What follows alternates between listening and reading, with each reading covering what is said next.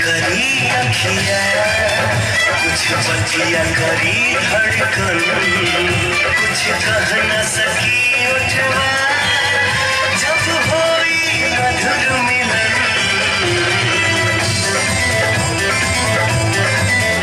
कुछ बतिया करी अखिया, कुछ बतिया करी धड़कन, कुछ कह न सकी होठवा जब होई मधुर मिलन। कुछ बतिया करी अखिया,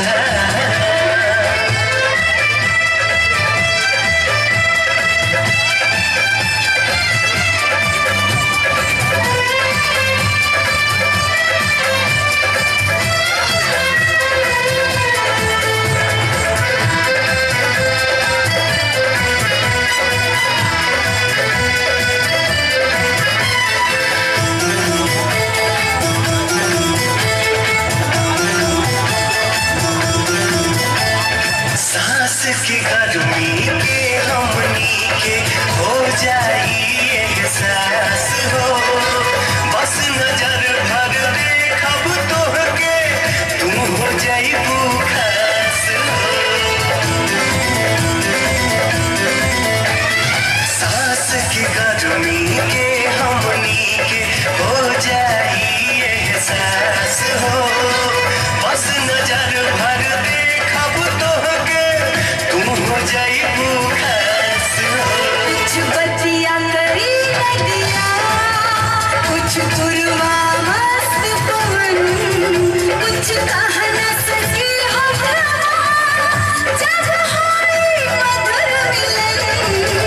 कुछ बतिया करी अखिया,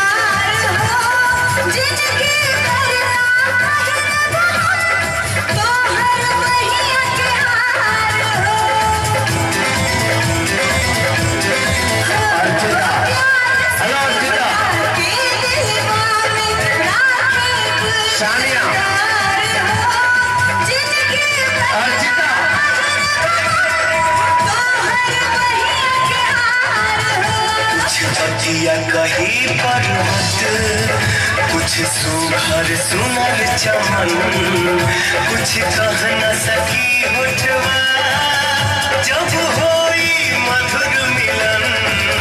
कुछ बतिया करी अखिया, कुछ बतिया करी धड़कन, कुछ कह न सकी होठवा जब होई मधुर मिलन।